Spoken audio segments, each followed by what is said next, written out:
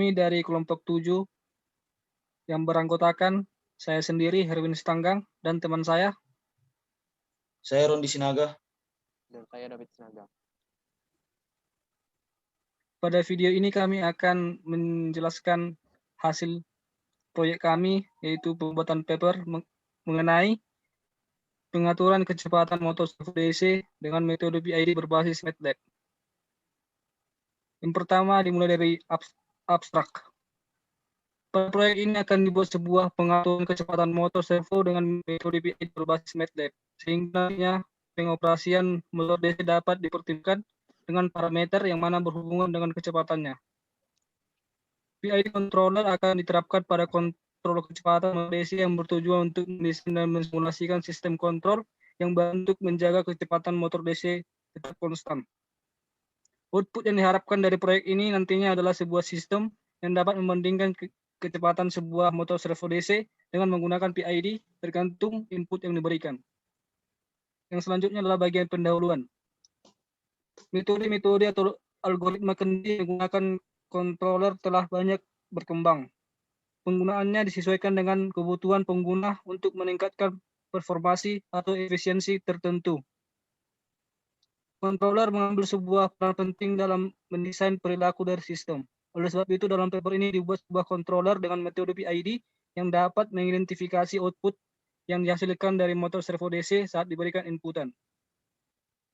Cara pengontrolan motor dengan memberikan sinyal kontrol, di mana tujuan dari proyek ini adalah untuk membuat sebuah model pembelajaran yang memakai konsep pengaturan posisi motor servo DC yang tentunya dengan menggunakan PID controller.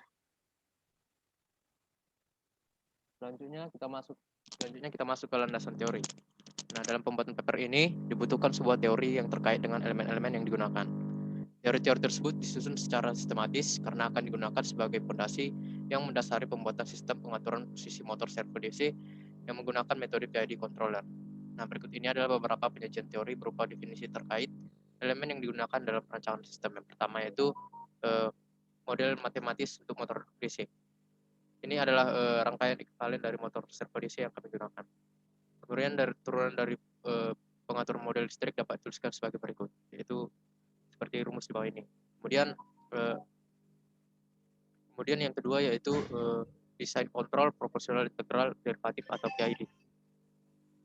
Kontrol PID merupakan controller untuk menentukan presisi suatu sistem instrumentasi dengan karakteristik adanya umpan balik pada sistem tersebut. Dalam sistem closed loop, umpan balik merupakan bagian terpenting untuk mengetahui kondisi apapun yang menjadi keluaran dari sistem. Fungsi alih dari controller PID dapat dituliskan sebagai rumus berikut ini. Kemudian selanjutnya kita masuk ke desain dan metodologi. Yang pertama yaitu desain blok diagram DC motor, dapat kita lihat di sini, yaitu menggunakan sistem closed loop. Sistem ini merupakan blok diagram DC motor semuanya. Kemudian yang kedua yaitu metodologi PID controller. Kombinasi aksi kendali proporsional, integral, dan turunan disebut aksi kendali PID. Kontrol PID biasanya digunakan untuk mengatur perilaku domain waktu dari berbagai jenis plan dinamis. Kontrol ini sangat populer karena biasanya dapat memberikan karakteristik respon closed loop yang baik. Pertimbangkan arsitektur sistem pembalik yang ditunjukkan pada gambar 2, di mana dapat diasumsikan bahwa plan adalah motor DC yang kecepatannya harus diatur secara akurat. Gambar ini merupakan skematik dari PID controller. Controller PID ditempatkan pada forward path sehingga keluarannya menjadi tegangan yang diterapkan pada suhu motor sinyal umpan balik berupa kecepatan yang diukur dengan tachometer. Sinyal kecepatan keluaran C, T dijumlahkan dengan sinyal referensi atau perintah RT untuk membentuk sinyal kesalahan ET. Terakhir, sinyal kesalahan dimasukkan ke kontrol PID. Kemudian di sini ada penjelasan dari proportional gain, kemudian ada integral gain, derivative gain. Selanjutnya kita masuk ke metode Ziegler-Nichols. Metode Ziegler-Nichols merupakan metode penyetelan PID konvensional. Metode ini banyak digunakan untuk desain berbagai pengontrol Ziegler-Nichols yang mempresentasikan dua model. Yang pertama yaitu metode step response, yang kedua yaitu metode respon frekuensi. Nah, dalam paper ini metode respon frekuensi ini dibahas untuk menyetel kontrol PID. Kemudian selanjutnya kita masuk ke analisis. Baiklah, selanjutnya analisis. dalam bentuk poin-poin berikut ini. Flux menghasilkan berbanding lurus dengan arus yang diajukan, kemudian torsi yang dihasilkan sebanding dengan hasil kali flux dan arus dinamo. Selanjutnya GGL balik berbanding lurus dengan kecepatan poros karena flux theta konstan. Berikut rumus yang dihasilkan, kemudian menerapkan KVL ke sirkuit angker. Selanjutnya mengambil fungsi transfer Laplace. Kemudian di sini torsi poros digunakan untuk menggerakkan beban melawan inersia dan torsi gesekan. Berikut adalah rumusnya. Selanjutnya mengambil fungsi transfer Laplace, menyamakan persamaan yang tadi sebelumnya dari TM, dan pada akhirnya nanti akan didapatkan nilai parameter DC servomotor seperti yang terlihat pada tabel. Selanjutnya pada bagian yang kelima yaitu hasil dan pembahasan. Dalam metode ini kami memperoleh secara eksperimental respon terhadap input langkah seperti yang ditunjukkan pada gambar. Tabel tersebut memberikan nilai KP, KI, dan KD untuk respon plan. Nah, dari Ziegler-Nichols menyarankan untuk mengatur nilai KP, KI, dan KD sesuai dengan rumus yang ditunjukkan pada tabel kontrol PID yang disetel oleh aturan Ziegler-Nichols. Berikut adalah persamaan yang diberikan. Dalam makalah ini, metode kedua dari metode Ziegler-Nichols tuning PID juga disebut metode siklus kontinu atau metode loop tertutup. Yang digunakan pada metode kedua, yaitu dalam metode ini waktu turunan diatur ke 0 dan waktu integral diatur ke tak terhingga. Ini digunakan untuk mendapatkan pengaturan PID awal dari sistem. Nilai gain kritis dan isolasi periodik ditentukan dengan menggunakan kriteria RH. KCR digunakan dengan menyamakan baris yang mengandung S di baris RH ke 0. Nah, berikut tabel yang didapat.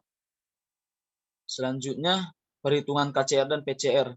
Seperti yang kita ketahui bahwa fungsi transfer dari motor servo DC, berikut adalah rumusnya.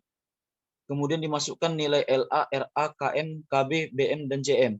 Dengan menggunakan metode kedua Ziegler-Nichols, dan kami mendapatkan KCR sama dengan 13,2 dan PCR 0,42.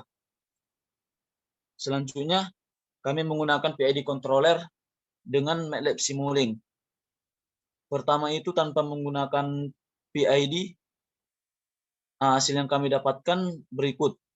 Dan analisisnya, pada pengujian tanpa kontrol PID, motor tidak langsung berputar karena memberikan respon kecepatan yang sedikit berdelay berupa grafik yang tidak langsung berada pada nilai stabil, di mana setelah beberapa saat kecepatan motor menjadi stabil pada ketentuan nilai set point.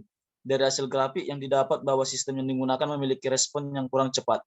Kemudian kami menggunakan PID dan grafik yang didapatkan adalah sebagai berikut. Nah, dari hasil grafik di atas dapat dilihat bahwa respon yang dihasilkan baik karena sistem tanpa memiliki respon yang cepat seperti gambar sebelumnya, dan tidak terjadi delay karena terlihat pada grafik kestabilan tidak berdelay seperti sebelumnya. Walaupun demikian tetap terdapat nilai overshoot pada kecepatan awal, yaitu tidak terlalu tinggi dengan respon waktu yang cepat kurang dari 2 detik. Di mana grafik lebih bagus sedikit daripada tanpa menggunakan kontrol PID, dapat dilihat dengan kecepatan motor yang sedikit berisolasi, seperti terdapat noise, tetapi sistem memberikan nilai feedback, sehingga putaran motor masih tetap menunjukkan kecepatan motor stabil. Hal ini menunjukkan bahwa sistem closed loop dengan menambahkan PID bekerja baik terhadap perangkat pada motor yang digunakan. Nah, yang terakhir kami menggunakan perbandingan tanpa PID dan menggunakan PID. Berikut adalah grafik yang kami dapat. Pada bagian perbandingan dengan menggunakan kontrol PID dengan tanpa kontrol PID dapat dilihat pada dua grafik yang menunjukkan masing-masing dengan kontrol PID dan tanpa kontrol PID.